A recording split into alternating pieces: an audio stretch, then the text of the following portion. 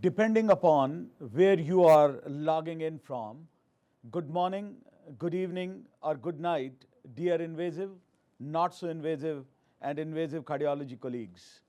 Welcome to Mount Sinai's 7th episode of Structural Heart Live Cases webcast.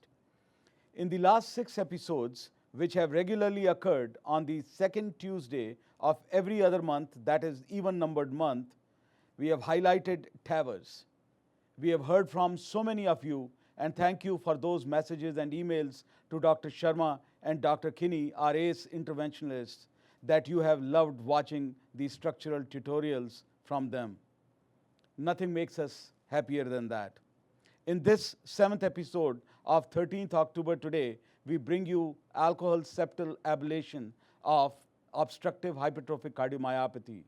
Dr. Sharma and Dr. Kinney are in the lab again and are assisted by Dr. Partho Sen Gupta on echo. Imaging has become the anchor of the complex procedures, and as an imager, I feel so proud that we contribute immensely to the success of our interventional colleagues and to the superior patient care. Without further ado, I would like to take you to cath lab number 2 at Sinai. Over to you, Dr. Sharma and Dr. Kinney. Well, good morning, Jagat, and this is, as you mentioned, is a little departure from our usual tower cases because of various demand and purpose.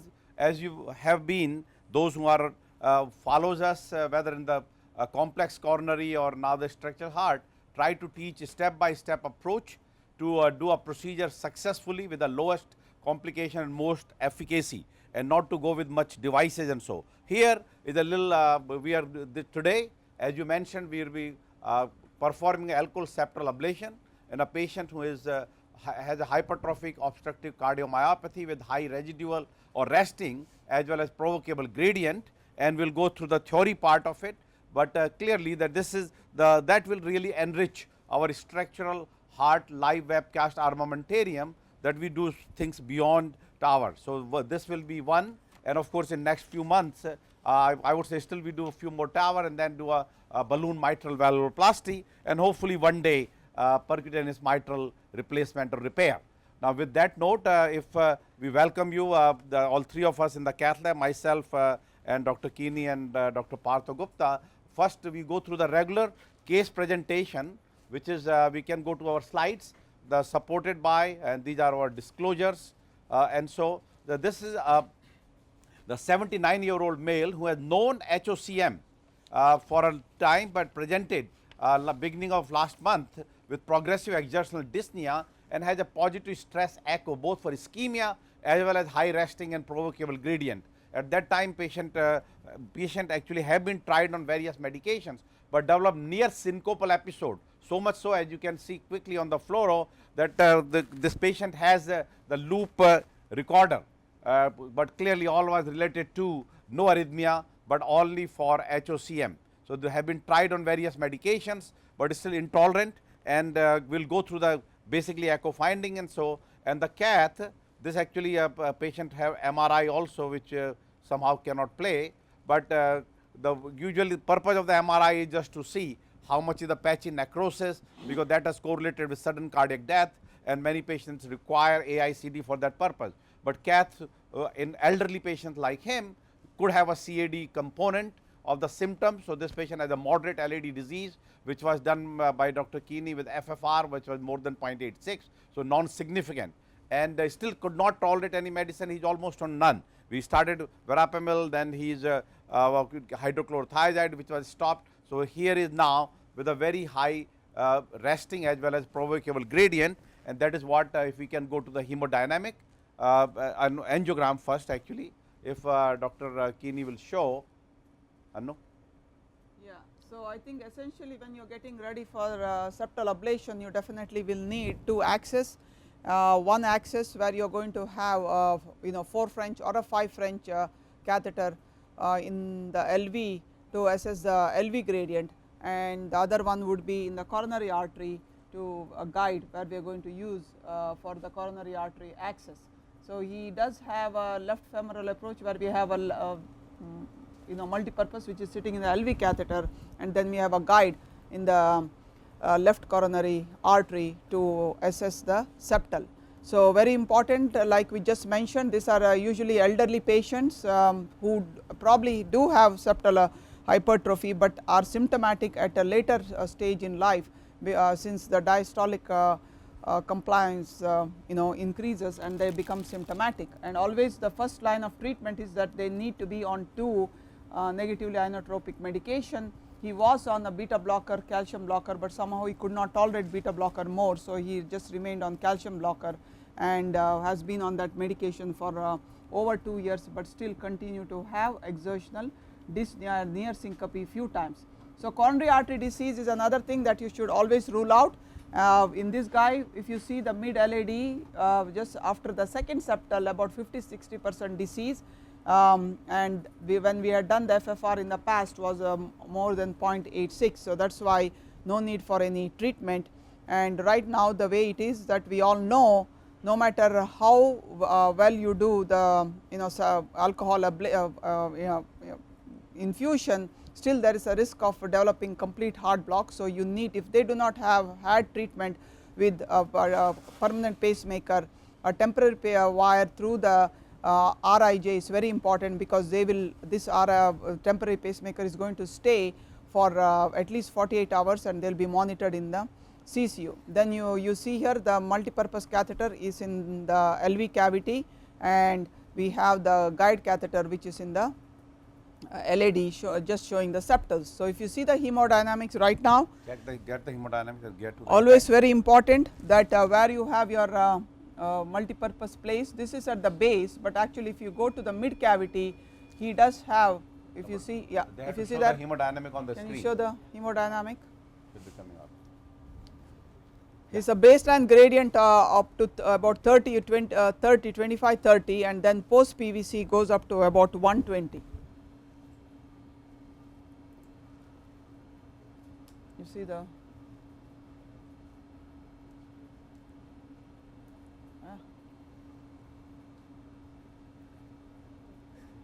Need a wire, yeah, does not go to the, because many times the catheter may stuck and you should not push it, because otherwise you will create a problem. And I would say when diagnostic was done, there is a higher gradient, because I think right now we are at the base. Yeah. In order to see the really question, do you want to put a long sheet? No, this is There's fine. a lot of Yeah, this is tortuosity, fine. it does not go to the apex. Yeah, good. No, this will be good.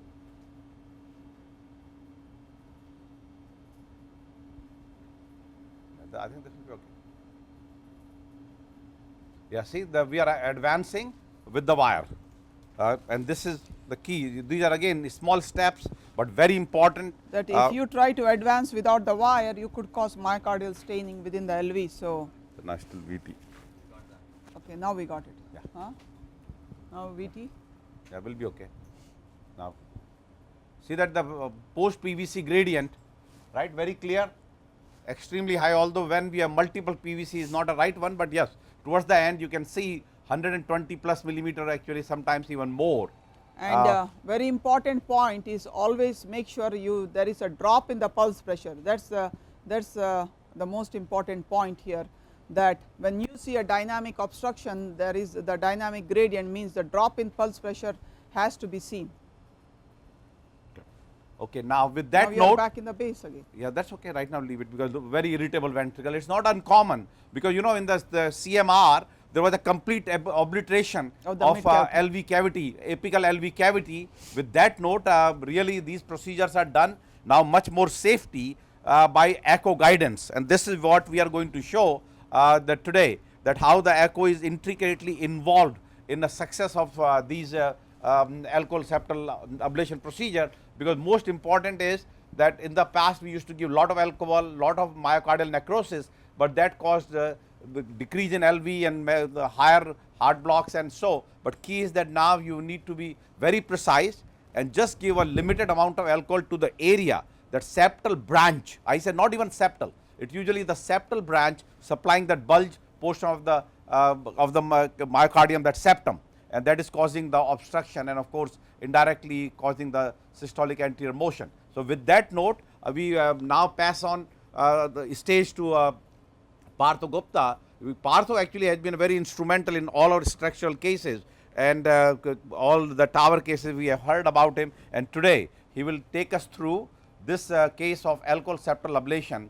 And Partho, you just show your echo should be available. Good. Perfect. And just comment. Show his face. Good morning, everyone. So, if you can see on the screen is the live real-time images that were acquired like 10 minutes back. So, this is LV two-dimensional echo, and you can see here this is the LV cavity, this is the septum, and this is the area which is hypertrophied. And if you compare the septum and the posterior wall, you can clearly identify the asymmetry. It's very important in a patient who is elderly to differentiate this asymmetry from just the sigmoid shape of the septum. This is not a sigmoid shape. This is clearly from a Fresti hypertrophic cardiomyopathy. And what is also important to note here is that the patient does have some aortic sclerosis, but there is no aortic stenosis. So understanding where exactly is the obstruction in the LV cavity is important, and that is confirmed from this picture. I will show you a couple of other pictures.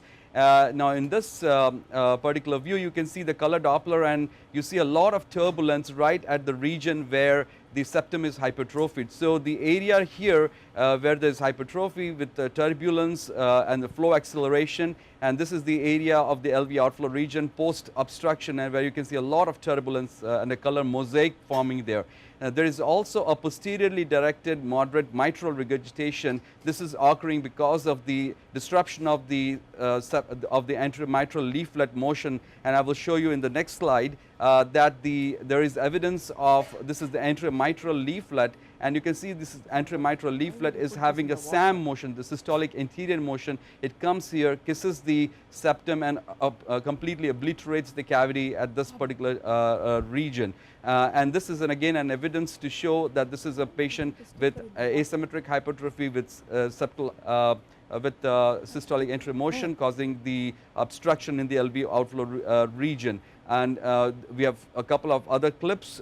You can see here the gradient which is resting is about 25 to 30 millimeter mercury, and then this is further delineation showing the posteriorly directed jet. If there is severe mitral regurgitation, sometimes we have to convey that information. Clearly in this patient this is only moderate mitral regurgitation, and therefore we can go ahead with the septal ablation. A few more clips here, and this is a very important clip here. This is the three-dimensional echo, which is very important to identify how is the submitral region, where are the papillary muscle, are there anomalous papillary muscles. In this case you can see here that this is the cavity, this is the papillary muscle here. We don't see any anomalous orientation of papillary muscle. Sometimes there can be anomalous orientation of papillary muscle coming into the LV outflow region, and the obstruction not because of the SAM but because of the papillary muscle, and in that case you may not have a successful outcome following the procedure, and these are important. And finally, when there was a post-PVC being done, we also confirmed the post-PVC gradient, and here you can see the post-PVC gradient went up to 121 from resting of 25 to 30 millimeters. Again, there's a very good cath and echo correlation on the hemodynamics as well. Actually, exactly that's what we got on our the hemodynamic study. So I think with that note, Dr. Sharma, can I ask a couple of questions from Partho, if you have 30 seconds? Yes. So Partho, what are the echocardiographic criteria would you like to use when you go for the patient selections?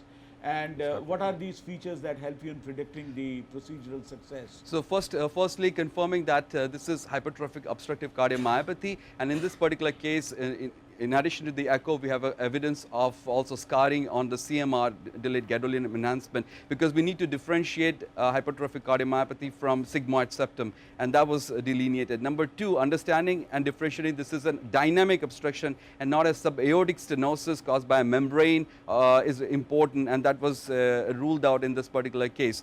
With regards to the septal hypertrophy, 18 to 20 millimeter is kind of the ballpark, and having dynamic outflow gradient more than 50 millimeters mercury, either at rest or on provocation like on Valsalva or post-extrasystolic potentiation. In this particular case, even exercise was performed which confirmed the presence of provocable gradient. And also the anomalies of the mitral valve leaflet, mitral valve prolapse, presence of abnormal papillary muscle orientation. These need to be excluded in patient with the hypertrophic cardiomyopathy. And one small other question also, that if the outflow gradient is not present, or if it is low, quite like in this particular case, you said it was 25 to 30 resting gradient, how would you determine if the ablation was adequate, because the gradient would still be low?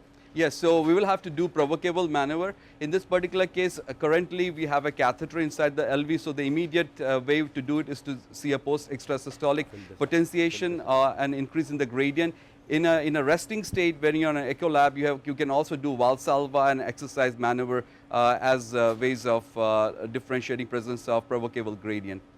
And that's a very important point, because the studies actually have shown that if you have a resting gradient of less than 30 or more than 30, and actually studies have shown that you have a similar outcome benefit, and so, but more importantly from the cath lab point of view, that these patients we will do a provocable. So idea there is that resting is barely 25-30, by success rate it is counted that you bring any gradient of less than 20 resting or post PVC of less than 30.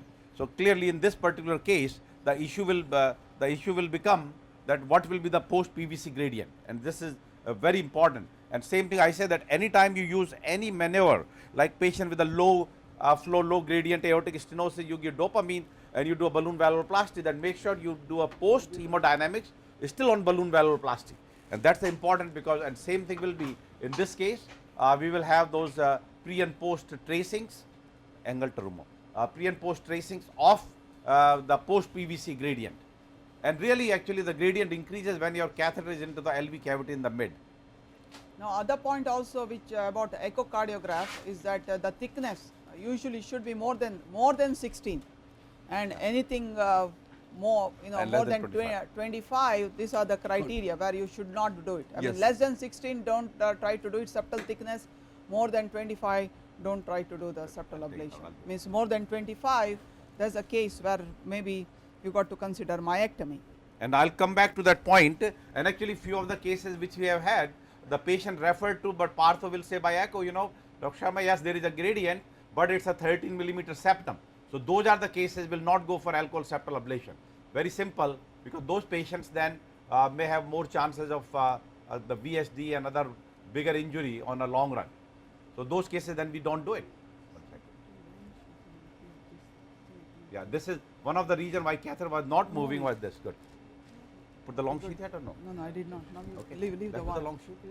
No, left the long sheet. Yeah, wire is enough. Good. So we are changing, because remember that it will require that our the multi-purpose or JR catheter is at the apex, and you saw that how much tortuous the femorals are, and we always say that various wires can be used, and we love the terumo, angle terumo, and this is what we did to straighten out the angulation, which is again not uncommon with this age group of patients. So I have to be very careful.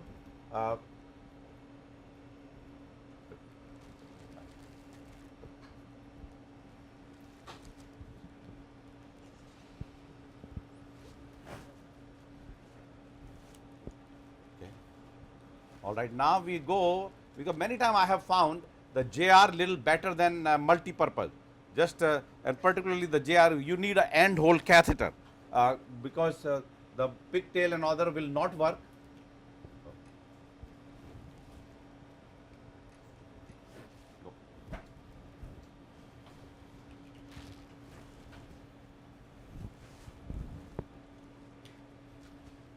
Sorry for this. These all things will happen when you start working on the case, and of course need to be fully prepared. I mean, there is no reason to cut short, that all the steps have to be exactly the same way. Give the regular 35 wire.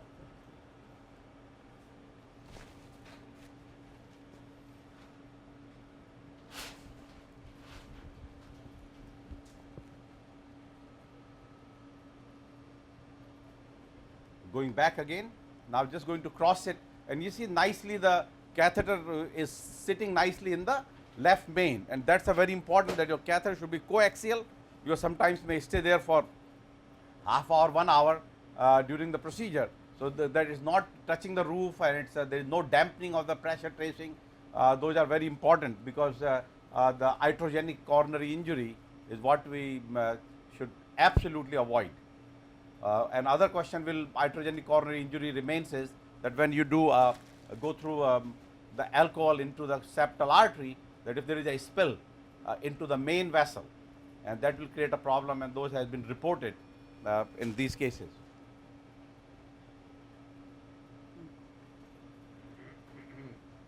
Yeah, now this, I think this all tortuosity is come, and as Partha also said, there is little aortic Sclerosis, yes. So that is yeah. preventing, although there was no gradient earlier also, and we saw it at subaortic area, there is absolutely just below the valve, there is no gradient. We can keep that angled room. It will give you stiffness and will go into the ventricle.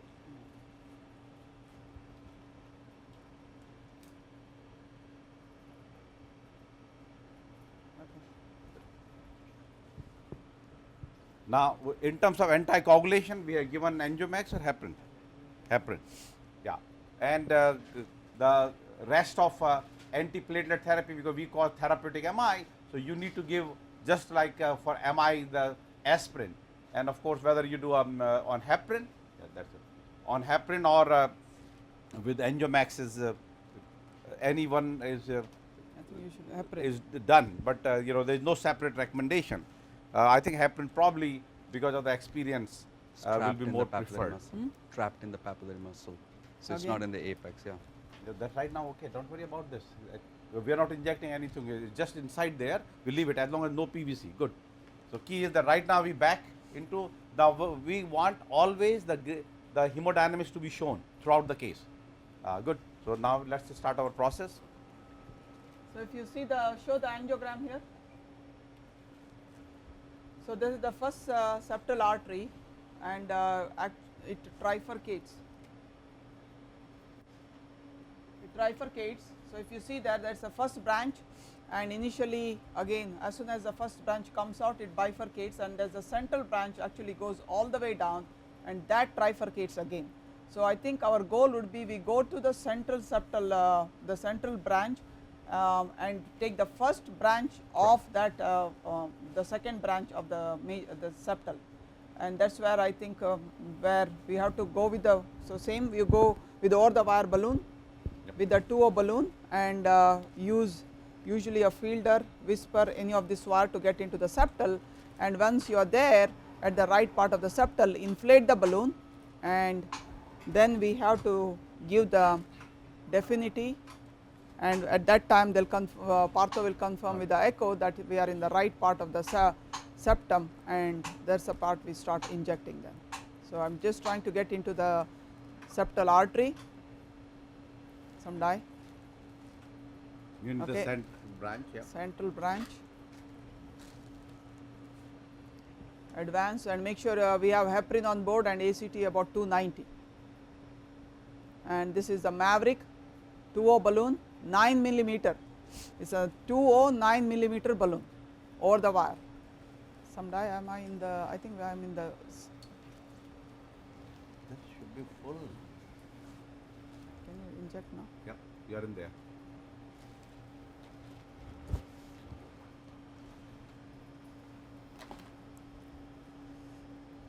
Yeah, so that now the purpose We are is in the right septum. now. Yeah, no, we are Too okay. big. No, we are in the major septum. The It's middle too big. one, yeah, that's okay. We need there. No, you have to go to the branch of that.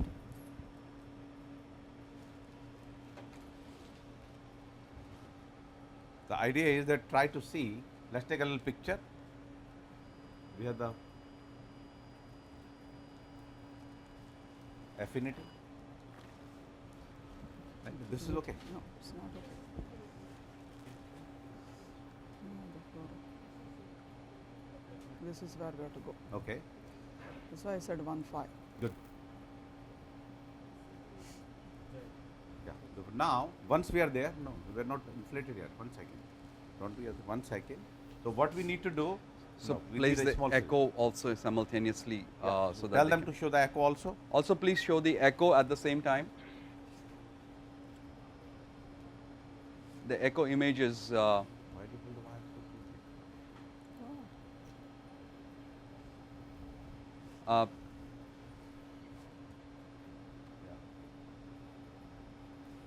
so when they are injecting intracoronary contrast, we are trying to localize the area. So as you're seeing right now, where my I'm arrow is injecting pointing, now. this is the area that needs to brighten up as the contrast Coordinate is vision. injected. Now, why you don't see the echo properly? No, it's there on the Okay, top okay, yeah. because Okay, can you go Sine? Yeah, reverse it. Reverse it? No, no, that's good. No, you don't see it well. Reverse the views. Yeah, because our echo is not coming out good. But anyway, you'll tell us when to inject, but you don't. yeah, inject now we this can much. now we can Only see 1 cc, right? yeah, perfect. Good. How much you are going to inject? 1 cc. 1 cc. I'm not even injected. So now you can see that it's been injected and it lights up right at the area where the anteromitral leaflet is kissing. So you can see the brightening here. So this is a good start. I think we are good. Yes. Good. No, don't disconnect because till we are ready with the alcohol. So you can see here the area of the septum that has been delineated good, by the nothing else. contrast as shown by my arrow here. This is the area where the infarct will be created when the alcohol, and it's important to make sure that this is the area where you are interested in having the alcohol injection. So the intracoronary injection of the contrast is able to localize where exactly you are going to create the controlled infarction.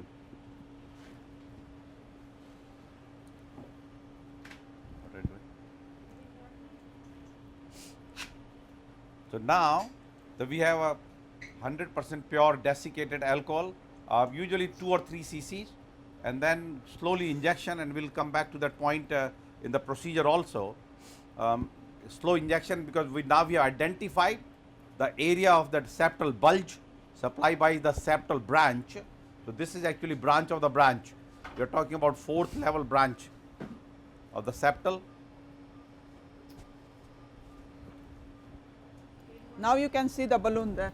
So you see that was the first branch of the second septal. Yep.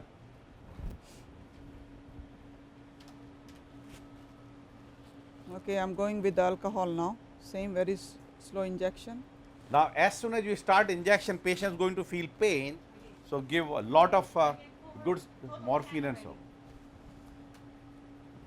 Okay, we can show the hemodynamics now, Yeah, please. that's showing. That's showing it. That's a more of a hemodynamic case now.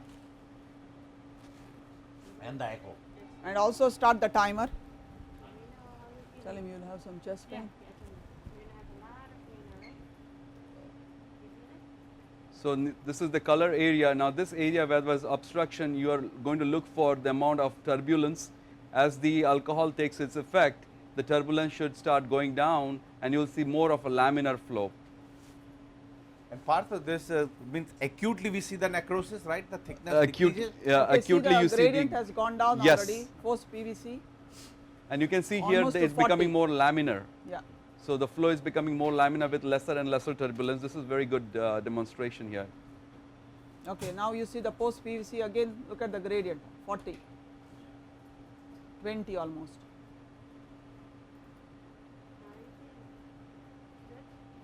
And that is a key point. So, So no far I longer have only injected half cc. the So key is that no longer that the amount of alcohol, it is the alcohol at the right place and with a slow injection. And you can see the brightness of the septum there. There's the infarction that is being created. You see that? How So do you delineate the location for ablation, Dr. Sharma, Dr. Kinney, and Partho? That's I think if you see, if you go to the septal, go back to the angiogram. That's a very important question. So if you go back to the angiogram, Can you go to the angiogram? who can show the Now angiogram? we are showing you. Hemodynamic. Go back on the Yeah, right. stop it, stop it. Wait, let me show it. That's Partho trying to tell me where to inject. Yes. With the hand. So Okay, so if you go here, that's the first septal and it trifurcates. The first branch bifurcates, the second branch is a major branch, but then that branch again has I think 2 branches. You see there? Dr. Yes. Narula, you can see Yes. that 2 branches. Yes. So if we think we have to go to the basal septal area, so it is the first branch of the central septal branch, and that's where the balloon is. That's right. And I think Okay, that's where exactly we always focus. And I think the team dynamics is very important. We do sometimes communicate by eye to eye contact also, trying to show that, you know, the area that they are going in and where we can see the, so now for example this still frame where the contrast was injected, you can see here this contrast is staying there, and this is the area where the infarction is being created. This is exactly the area. So once they are injecting the contrast and also with alcohol, little contrast is staying there, and it's delineating the area of infarction. And before we started the procedure, actually I also get a chance to review the angiogram film, and we take all the information together and decide that that particular septal branch is going to be the most likely to yield the maximum benefit of the ablation. And it's not uncommon that you got to find the right septal. So we have seen septal that has come through the first diagonal we have injected, that has come through the high lateral we have injected. We have done one of the septal that has come actually from the right coronary artery we have injected. So many times if we think there is no septal in the left side, which is usually the LAD that we see here, don't forget that rarely the septal does come from the right coronary artery, and you need to go and look at that for particular cases. And most important point is that unless you have seen that basal septal part of the interventricular septum by and delineate it with the you know the definitive contrast, until you know you are at the right spot, should not inject the alcohol. And rarely we have injected twice, because many times the base has been, we have injected, you do not see a change in the gradient, and we have gone to the second septal and the first branch, it could be some mid cavitary gradient also, and then also we have injected alcohol in 2 septals to make sure the gradient really has and as you can see currently, you have starting to see a laminar flow. So this is a still frame in the LVOT flow region. You can see here the flow has become not turbulent. There are no greens and multiple color of that was identified in the baseline. It's more laminar flow. And if I put in a continuous wave Doppler through that area, you will start recording the gradients. The patient is having some PVCs right now, and you can see here the gradient here. So the resting gradients are very minimal. We are getting a resting gradient almost 10, and post PVC you can see that the post PVC that you had seen is almost it's only 30 now. Yes. So see, for example, in this particular example here, you can see the gradient is 12. Good. So this is a successful procedure, and time to stop, since your post PVC gradient is just about 30 or so. Now if you see the time, it took 5 minutes to inject 2 cc's of alcohol. So far we have injected only 2 cc's of alcohol. And Dr. Kinney, what are the complications that you normally look for, and Partho, how do you help monitor them with imaging? So very most important thing which we mentioned is that we have to make sure we see that we have the guide catheter, and you are showing the fluoroscopy, please. Show the fluoroscopy.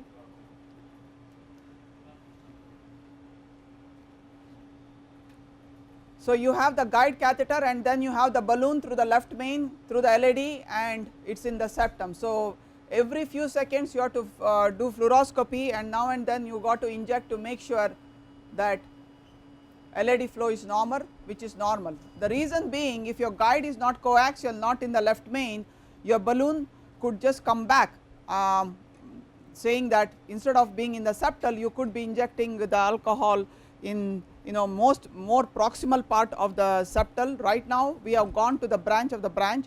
You could, if the balloon comes back, that it could be injected through the larger part of the septum, which means you will cause a larger myocardial infarction. And rare cases where that has been, the balloon has come back to the main LAD and you are injecting alcohol in the main LAD, and that could be a catastrophic, that you will immediately cause ventricular arrhythmias and total shutdown of the anterior wall. So that's a rare, but this is very important that you need to be watching for, and every few seconds you have to keep fluoroscopy, making sure the balloon is in the right part. Another thing is also, though this is a 2 millimeter balloon, when you are in, the question is what's atmosphere that we use. We have used 10 atmosphere, and we have disconnected it from the indiflator, 10 atmosphere. So that accidentally that it will not indiflator So, basically, so it's a totally closed, and now Inflator is disconnected, so that you know, you have the inflator, you are injecting, you are concentrating something else, that it is not pulling the balloon out of the septum into the LAD. Correct. So That's the most important part of the I think the procedure, that the balloon has to be exactly where it is and does not move.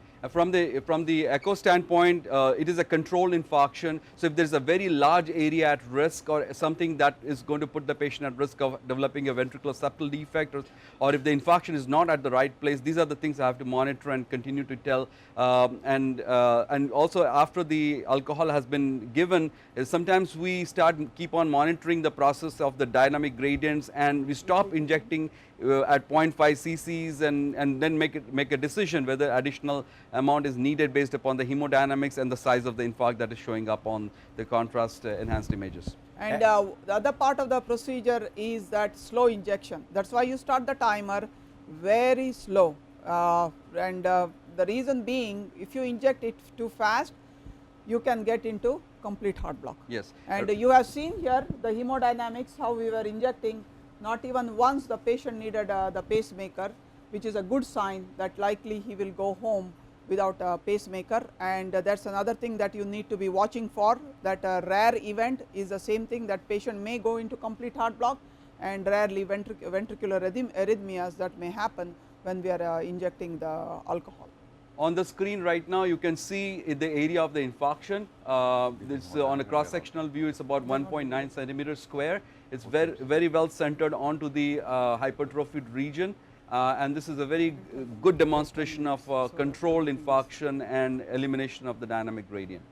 So now if you go back to the hemodynamics, I think we just about 10 millimeters, right, baseline? Less than 10 now. About 10, and I am just going to give one post PVC, and we confirm that we have done completion of the procedure. Okay, that is one post PVC, excellent. You see that? Almost 30. 30. 20 to 30, yeah. Yeah. So by our the definition, so the Jagat, with the question which you asked earlier, that how would we know, knowing that there was not much gradient, because we knew that post PVC was 120 to 140, that consistently has gone down to less than 30. So that not only the resting, but more important, that post PVC was the real benefit, the hemodynamic benefit we have created by the septal ablation. And Dr. Sharma, I actually, when you gave the post PVC, I also recorded my gradient was 25 and is seen. So post PVC is a 25. I am happy gradient. to say the echo correlation of the angiographic hemodynamic findings, rather other way around. Dr. Sharma, this was essentially the book picture demonstration. Partho, how would you follow up the patient? Yes, so this patient is going to have debulking of the area over several weeks and months. So sometimes even if you leave a little bit of gradient, that may not be the final outcome. The final outcome, when the patient comes back 6 weeks from now, you will look at for the gradient one more time. And I think in this particular case, you may see complete abolition of any form of LV outflow gradient. And so symptomatically, imaging, a clinical follow-up at 6 weeks interval after the intervention, and then 6 monthly and annually will be recommended. And the patient has some aortic sclerosis, and we will also have to monitor for future development of aortic stenosis, but currently that's not a hemodynamic problem. Okay. Okay, now just go back, show here how we had this. So now we are connecting the indiflator back because we are ready for deflation, but very important is I had the alcohol syringe here. So once you take it out, just inject a few more cc's of saline to make sure anything that was in the balloon is all, you know. Show the fluoro now. Yeah, it's just been injected, everything good. So we are about 11 minutes into the procedure of injection, and now you can deflate it. Good. Show the balloon deflation. You just have to be careful when you take it out. Pull the guide back. Just take it out. And now let's make sure the LED looks fine. Now it's not uncommon that LED may have little slow flow because of the edema created by the MI, Okay, but no usually edema. not. Everything Nothing looks here. good. Yeah, but you see that inside septal is the one which has infarcted. You see the slow flow in the septal that we injected. If Absolutely. Okay, this has been a great hemodynamics and echocardiographic confirmation of success, and I will take about 7 minutes which are left for talk about the issues related to this case, which is the alcohol septal ablation versus surgical myomectomy or myectomy. So various terminologies are being used. If we can go back to our slide presentation for treatment of HOCM, we always try to give the data for our viewers. The background basically I had described here is the incidence of hypertrophic cardiomyopathy, which is 0.2% in the general population, and it is one of the autosomal dominant trait clearly. So, once you see a patient, particularly young age, you need to see the screen, the family members for it, and of course, there could be with or without obstruction. There is the myocardial changes, which is the patchy necrosis seen by histopathology or by MRI, and majority of the patients remain asymptomatic. It is an incidental finding, but clearly some patients do develop symptoms, and common symptoms are syncope, dizziness, shortness of breath, and of course heart failure symptoms only occurs very later. Now, obstruction, hypertrophic cardiomyopathy with or without obstruction has a very important bearing on subsequent prognosis, because all studies have shown you have no obstruction, the subsequent course is benign unless it showed the patchy necrosis on myocardial on MRI. But if you have obstruction, that is where the subsequent outcome with a degree of obstruction, your long term survival becomes poor, correlating with the higher gradient, and of course, once you start younger age, an obstruction bad outcome. Now, we talked about the Brockenbrough-Braunwald phenomena. This is because of the compensatory pause, increased ventricle, and that really accentuating the contractility which causing it. So, HOCM basically in terms of the symptoms, then MR, AFib, hypertension, low cardiac output, and the intermittent hypotension, syncope, and of course, rarely sudden cardiac death can occur. Goal of treatments are improve symptoms, reduce incidence of sudden cardiac death, and protect the remainder of the family. So, the screening very important, very important. So, these are the various treatment options. It's simple. The more we need to concentrate on the right side, the routine use of implantable the permanent pacemaker or dual chamber pacemaker has gone out of fashion because of a study, NIH study showing that no clear cut benefit. So, really the treatment is the drug therapy for the symptoms. If there are no symptoms, no medicines needed, but if you become refractory heart failure, then you get to the various medications of the negative inotrope, beta blocker, calcium blocker, and diisopyramide. The studies have shown that if you wanted to give diisopyramide, you should admit the patient, because sometimes they can cause arrhythmia before getting to. Many of these patients have very hyperdynamic ventricle and they do not tolerate others, and I have few patients they could be done only on the isopyramide or norpace. Now, then question comes in obstructive refractory cardiomyopathy, the ventricular septal myomectomy or myotomy, or we do a alcohol septal ablation. Clearly, and what favors the myomectomy is the young age, massive myocardial thickening, probably more than 25 millimeter or 30 millimeter, intrinsic significant valvular disease or membranes. Many times HOCM actually is more of a hypertrophic cardiomyopathy mimicked by the subaortic membrane, and those cases will not respond to septal ablation. They need to go for surgery, and we actually have few cases which were diagnosed as HOCM, but then or HCM, and then came and they had a membrane and went for surgery. Then of course significant CAD, baseline left bundle. Why? Because by doing the alcohol septal ablation will cause the right bundle branch block very commonly. If you have a left bundle, will guarantee that patient will need a pacemaker. And of course, some data have shown that septal ablation does not work for the mid cavity, although we have published the data that in refractory mid cavity where the surgical is not option, you can do the alcohol septal ablation and it's still okay. And of course, the most important point is that HOCM, whether you do a myectomy or you do alcohol septal ablation, have to be done in the centers which have the institutional experience for excellent surgical outcome, because the good center, the mortality is less than 1 or 2%. In not a good center which do not do frequently, mortality can go in the teens, 15-20%. Very important, identify the centers for the surgery, and same thing is for by using alcohol septal ablation by decreasing obstruction, symptoms, and LVH and LVEDP which we just showed, and data have shown that really you the overall gradient decreases, and more importantly the septal thickness. That actually have shown that over the time whatever the septum was, it will continue to thin out even if you did an injury at time 0, but subsequent follow up over many years have shown, as Partho mentioned, that subsequent echoes are very important because you will have a lower septal thickness and then you will have a continuous lower gradient. So, very important. So, do not be too aggressive or too jealous at point 0 to bring it to 0 gradient, because then you will cause more infarction. Knowing that there will be a lot of benefit, which is the natural history of this process, will subsequently occur with the septal thinning and decreasing the gradient.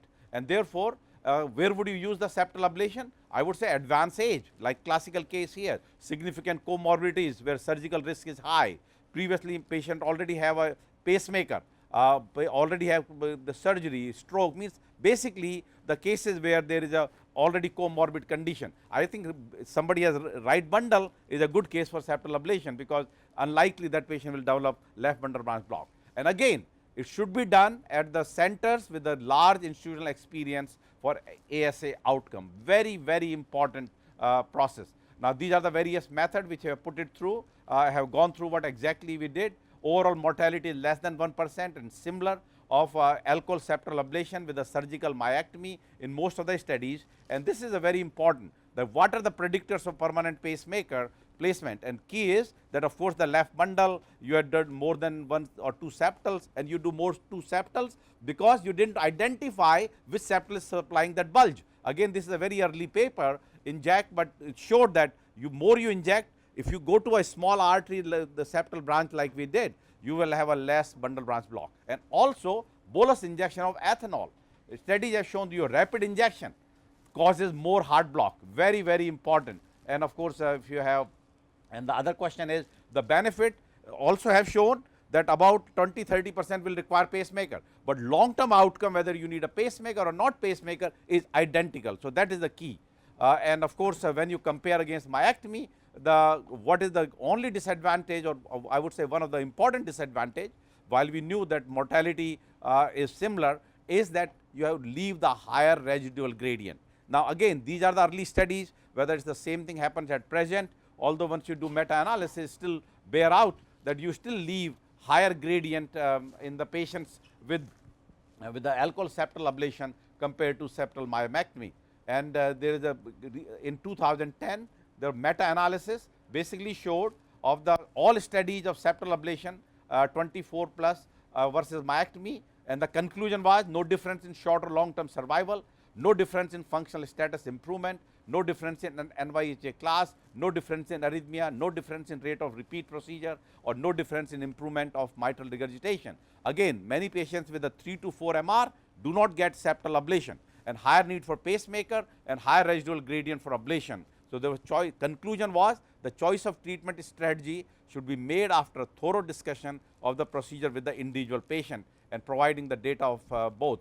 Then subsequently there are many other studies which have kind of mimic the same, that whether you do a septal ablation or myomectomy, in these cases with obstruction decreases the mortality at follow up. The recent paper just last year, 10-year follow up, identical with the surgical myomectomy and alcohol septal ablation. And again the data from Mayo Clinic, survivor after alcohol septal ablation, and it seems to be that whether you do ablation or myomectomy is, or expected survival in these patients is exactly identical. Another paper from Netherlands answering that whether you do a medical therapy, non-obstructive, the hypertrophic cardiomyopathy, or obstructive getting a myomectomy or septal ablation have a similar outcome. And this is incidence of sudden death in that paper. So, basically which has gone to the guidelines which we have spoken.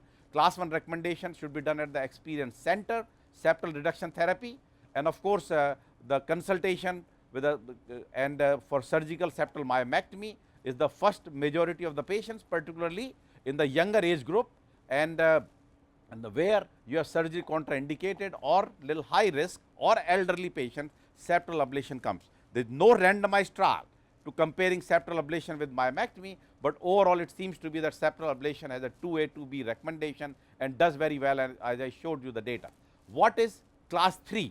Alcohol septal ablation should not be done in patients with hypertrophic cardiomyopathy with concomitant disease that independently warrant surgical correction, clearly the severe valvular heart disease and so. Second, septal ablation should not be done in patients with HCM who are less than 21 years of age and is discouraged even less than 40. Younger patient, because there you need a more surgical correction. So, I have put this thing together, one benefit versus other. Septal ablation on the left, length of stay 4 days, surgical myomectomy usually double. The incidence of pacemaker is 20% with the septal ablation, 5% with the myomectomy. Procedure mortality, in my opinion, in the good center is about the same, but available follow up is like 5, 10 years, 5, 7, 8 years for septal ablation, but myomectomy is 30 plus years. Septal thickness, which is suitable, 15 to 25, more than 25, surgical myomectomy. So, treatment of choice in elderly with comorbidities and no significant MR is septal ablation. Surgical myomectomy in young patients with no comorbidities and other valve disease and coronary artery disease. So, basically just to give our experience, we had done, we actually started our program with Dr. Spencer, who came, the master, I would say the father of septal ablation. Segwart was the one originally started the procedure back in 1997 in Europe, but in United States and we brought Dr. Spencer and we did the cases in September of 2001, which perform about 15 to 18 septal ablation procedures per year, and the key is these are the various data which is consistent with what has been produced. But more important, just wanted to highlight one case. We had one patient who developed refractory ventricular storm after the alcohol septal ablation. That patient was a liver transplant case, nothing could have been done, surgeon declined, 29 millimeter septal thickness. So, that was the case which we lost it like 48 hours later, but otherwise length of stay as shown is 3 days, need for permanent pacemaker is around 10% at our center. And this is the steps which are in our handbook or a cath lab manual, which I have made the slide so that anybody can download and go through the various indications, what is required for the equipments and so on and so forth. And that there are other modalities, many of them have used the glue to close the septal artery. We have done it, not working, it is very complex. Alcohol is very simple. People have done that if there is a issue, particularly very angulated septal, you cannot go, no matter what you do, you tried all the way putting your balloon, but then you can close off the septal by using the jaw graft, which is a covered stent, but it is very rarely needed. We have never done it, but there are clearly case reports in the literature. People have put a coil in the septal rather than doing a alcohol in some cases. So, basically the take home message, alcohol septal ablation versus myomectomy, the septal reduction therapy of surgical myomectomy and or septal ablation are viable options in symptomatic HOCM patients and should be tried only in drug refractory or drug intolerant patients. Alcohol septal ablation is a reasonable treatment option in older HOCM patients. Older basically means maybe 40 years and so, especially with comorbidities which makes them high surgical risk. Need for permanent pacemaker is more than 10-15% and may play important role in decision making for alcohol septal ablation. So, I am just going to complete it. We always put 3 questions and with their answer, the following statements are true regarding surgical myomectomy versus alcohol septal ablation for HOCM except. So, all are true except one. So, means one is false. Improved survival with myomectomy versus septal ablation on long term, or improved survival after septal ablation versus myomectomy, higher residual gradient after septal ablation versus myomectomy, and similar need for permanent pacemaker with septal ablation and myomectomy.